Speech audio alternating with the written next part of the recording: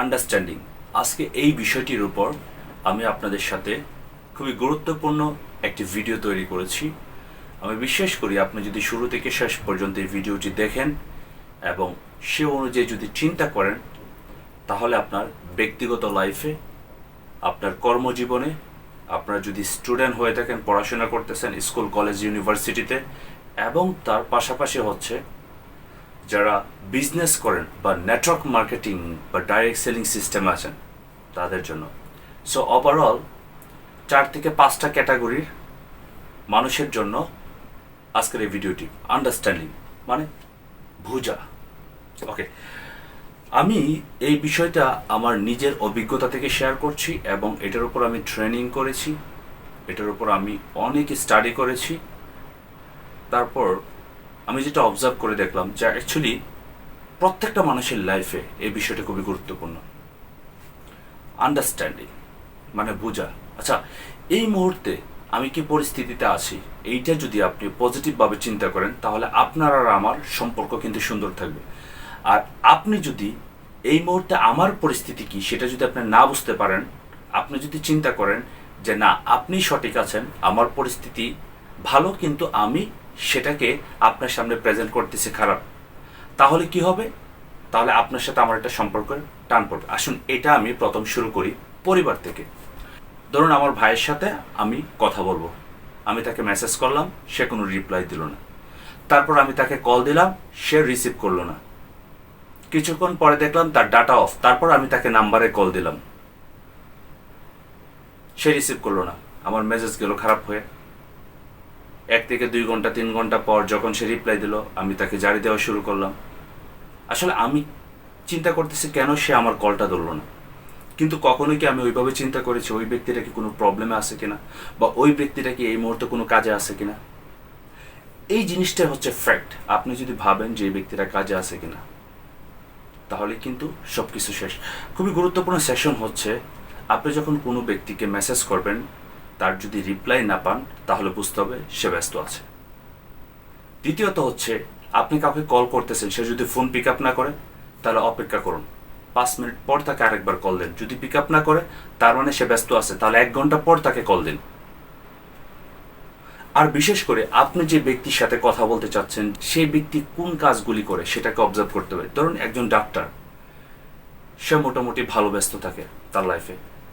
এখন সে emergency call ছাড়া কারো কল রিসিভ করবে না, কারণ তার লাইফে যে স্ট্র্যাটেজি, সে মোটামুটি ব্যস্ত থাকবেই তার নিজের পড়াশোনা, গবেষণা, তারপর হচ্ছে প্যাশেন্ট, তাদেরকে নিয়ে। একজন বিজনেসম্যান, সে বিজনেস ডিলিং এবং সে হচ্ছে বিভিন্ন ধরনের মিটিং, সেগুলো নিয়ে সে ব্যস্ত থাকবে। এখন যদি সে রিসিভ না করে, তাহলে কিন্তু রাগ করা যাবে না। তারপর হচ্ছে, যেমন একটা ঘটনা আমার সাথে প্রায় সময় ঘটে, আমি আমার আম্মুকে কল দিচ্ছি, কল রিং হচ্ছে 1 বার 2 বার 3 বার। শুরুতে যখন আমি মালয়েশিয়াতে আসি, তখন মোটামুটি এরকম লাগতো যে আম্মু কল ধরতেছে না। কিন্তু একটা সময় যখন বুঝতে পারলাম যে আমি দীর্ঘ সময় কাজ করি, তাহলে আমার মা তো বিভিন্ন ধরনের কাজে ব্যস্ত থাকে, সে তো ফোনটা নাই ধরতে পারে। ঠিক আছে, সমস্যা নাই, আমি পরবর্তীতে 2-4-5 ঘন্টা পরে যখন ফ্রি হবো, তখন আরেকবার কল দিয়ে দেখবো। যদি কল রিসিভ না করে, তাহলে ইটস ওকে ফাইন, তার মানে সে ব্যস্ত আছে। এই জিনিসটা যখন আমি বুঝতে শুরু করেছি, তখন কিন্তু আমার লাইফের প্রবলেম অনেকটা সলভ হয়ে গেছে। সেটা হচ্ছে, কারো উপর আমার কোনো অভিযোগ নাই, এবং আমি যাদেরকে ভালোবাসি বা পছন্দ করি, তাদের সাথে কখনো আমার মনোমিলন হয় না, দ্বন্দ্ব হয় না। কারণ কেন? এই যে আন্ডারস্ট্যান্ডিং, বুঝতে পারা। আমাদের অনেকে আছেন বিজনেস সিস্টেমে, আমরা যারা আছি DXN direct selling business system, অনেকে আছেন লিডারকে মেসেজ দিচ্ছেন, লিডার রিপ্লাই দিচ্ছে না। এখন একজন ব্যক্তি, সে নিউ বিজনেসে জয়েন করেছে, তার সাথে কিন্তু যোগাযোগ করা ইজি। আর যেই ব্যক্তির আপনার 200-300-500 বিজনেস পার্টনার আছে, সেই ব্যক্তি কিন্তু কম বেশি ব্যস্তই থাকবে।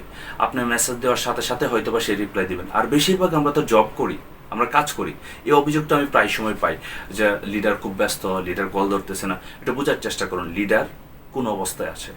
লিডার কি চাকরি করতেছে? ওকে, তাহলে সে জানেন সে চাকরি করতেছে, তাহলে চাকরির পরে যে সময়টা পাচ্ছ, ওই সময়টার ভিতরে আপনি একটা মেসেজ দিয়ে রাখেন আগে, ওই সময়টা আপনি যখন ফ্রি হবেন, তখন আপনি আমাকে একটু ইমার্জেন্সি কল করবেন, আমি ওই সময়টা ফ্রি থাকবো। তাহলে দেখবেন লিডার এবং বিজনেস পার্টনার তাদের সম্পর্ক সুন্দর হবে। আমরা এখানে অনেকটা ভুল করি বা এরকম অনেক অভিযোগ আমি পেয়েছি, আমার লিডার ব্যস্ত, কোনো ধরনের কল রিসিভ করে না, রিপ্লাই দেয় না। লিডার ব্যস্তই থাকতে পারে, আপনি আবার ফলো আপ দেন। যদি ইমার্জেন্সি হয় তাহলে মেসেজ দেন বা 2-3টা কল দিয়ে তারপরে একটু ওয়েট করেন, বা আশেপাশের কেউ থাকলে তাদেরকে জিজ্ঞেস করেন, আচ্ছা লিডারের এই মুহূর্তে কি অনেকেই ব্যস্ত, আমার একটু ইমার্জেন্সি দরকার ছিল। সেম ক্ষেত্রে আপনার পরিবার, সেম ক্ষেত্রে কাজের জায়গায়, সেম ক্ষেত্রে আপনার স্কুল কলেজ ইউনিভার্সিটির যে ফ্রেন্ডগুলি আছে, সার্কেলগুলি আছে, তাদের সাথে যে আচরণগুলি করি, সেমভাবে হচ্ছে নেটওয়ার্ক মার্কেটিং বা যে কোনো বিজনেস সিস্টেমে। আপনি একজন ব্যক্তি ব্যস্ত থাকা, সে কোনো কাজে আছে, এটা যখন বুঝতে পারবেন তখন আর তার সাথে কখনো আপনার দ্বন্দ্ব হবে না, আপনার কখনো তার প্রতি ঘৃণা তৈরি হবে না। আর এই জিনিসটা আমরা সবচেয়ে ভুল করি, আমরা যখন মিসআন্ডারস্ট্যান্ডিং হয়। সো আমাদেরকে এই মিসআন্ডারস্ট্যান্ডিংগুলি কমাতে হবে। মিসআন্ডারস্ট্যান্ডিংয়ের জন্য কিন্তু বিজনেস ভেঙে যাচ্ছে, সম্পর্ক ভেঙে যাচ্ছে এবং কাছের মানুষগুলি দূরত্ব বেড়ে যাচ্ছে। কেউ জেনে বুঝে ইগনোর করা আর কেউ ব্যস্ততার ভিতরে ইগনোর হচ্ছে, দুইটা কিন্তু অনেক পার্থক্য। জেনে বুঝে, যেমন আমাদের অনেক বিজনেস পার্টনার আছে, তাদেরকে মেসেজ দিলে তারা রিপ্লাই দেয় না, আমরা জানি তারা কখন ফ্রি থাকে বা কখন তারা ব্যস্ত থাকে, এবং লিখে দিই যে আপনার ফ্রি সময়টা বলবেন, আমি তখন আপনাকে কল করব, তারপর তারা রিপ্লাই দেন। এখন ওনার কাছ থেকে তো একটু দূরত্ব আমার বাড়বেই। এখন আমি যদি ব্যস্ত থাকি 100% শিওরলি, এখন আপনি যদি আমাকে মেসেজ করেন, আমার ব্যস্ততার পরে আমি যখন একটু ফ্রি হব সেই সময়টা যদি আপনাকে নক না করে, আপনাকে রিপ্লাই না দেয়, তাহলে আপনি বুঝতে হবে যে না, এটা হচ্ছে এক ধরনের ক্রিটিসিজম বা আপনাকে আনরেসপেক্ট করা।